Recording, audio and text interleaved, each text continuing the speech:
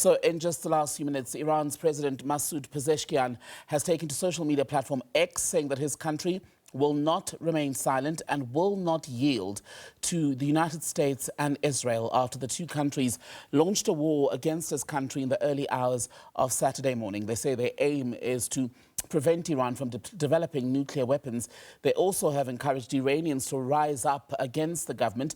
The Red Crescent this morning saying that more than 500 Iranians have been killed in the airstrikes launched by Washington and Tel Aviv. While in Israel itself, Iranian missile attacks have killed at least 10 people. Let's take you now to Iran's capital, Tehran, bring in journalist and foreign policy expert Elham Abedini. Elham, good to have you on SABC News. Give us a sense first about the situation tonight in Iran and the intensity of the airstrikes and general warfare. Thank you for having me. Actually, the airstrike today and last night was really hard and stronger than before. And at the same time, Iran's retaliation, legitimate response against Israel was strong as well. But the important issue is that you mentioned in your report that there is kind of contradiction between what Ali Larijani said and Dr. Araqchi said. But I want to emphasize that there is no contradiction between them. Actually, Mr. Larijani said that we will not negotiate with the United States, but at the same time, our foreign minister said that we are ready for negotiation. It means that we were on the negotiation table, and always diplomacy is our best option. Of course, the war has a consequence for Iran, but the important point in this context is that the United States has not any clear plan for the negotiation. What does it want? One time they said that this is a nuclear issue, another time they said the missile program, another time they talk about what they call proxies. And it shows that their ultimate goal is none of this. They're just seeking for regime change. And if they had a clear proposal, they can go on the negotiation table and we can talk about. As Omani said, we were close to reach an agreement. We were on the negotiation table and suddenly, boom, the United States and the Israeli regime strike against Iran. So I want to mention that there is no contradiction between them. But the point is that the United States has not any clear proposal to negotiate. Who is calling the shots in Iran at the moment? Who is deciding what the next steps will be? And do the people of Iran feel that they are sufficiently protected, whatever that means, in the middle of a war, from these attacks by the United States and Israel? I think that after this war, everyone in Iran, if someone had a doubt that no, the United States and Israeli regime would not care about Iranian people and ordinary people, they are targeting infrastructure and civilian era. And even we cannot say these are targeted, because I myself witnessed that how they target hospitals, parks, schools, and it's just some random strike against Iranian people. So I think in this situation, I saw many demonstrations and rallies against the United States and Israeli regime, and they chanted that we want to continuing this war, and they have to pay cost for this war, and not the United States and the Israeli regime alone, but the allies in the region. And as you can see, we are targeting their interest in the region as well.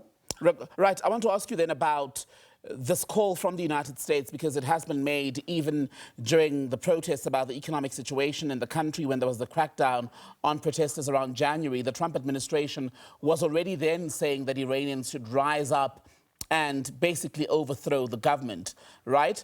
How much appetite is there for that in Iran at the moment?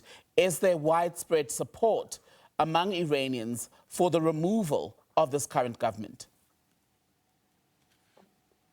Actually, I don't think so. Absolutely, there are some dissatisfaction because of economic situation. But the important issue is that one of the main reasons of this economic crisis that we are facing is because of their sanctions.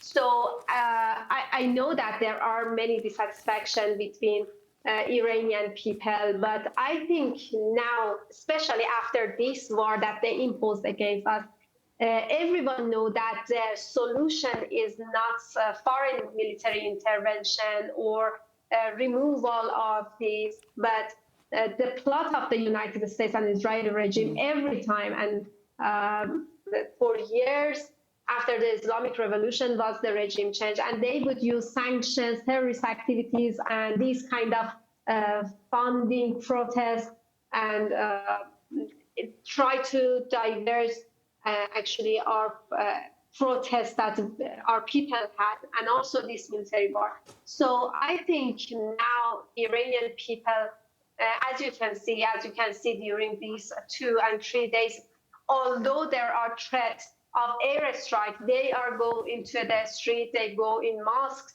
to show their support from the government.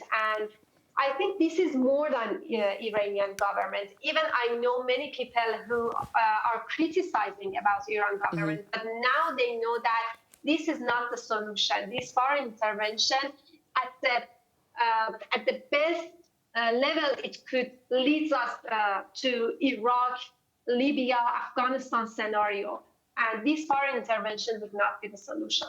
And then regarding these reports today that Iran has been targeting energy infrastructure in countries like Saudi Arabia, Qatar as well, shutting down its main gas-producing company as a result of Iranian attacks today. How do you explain that? Is that a change of strategy from Tehran, considering that on Saturday it said it was firing missiles at these countries to target U.S. military infrastructure, bases, installations, etc.?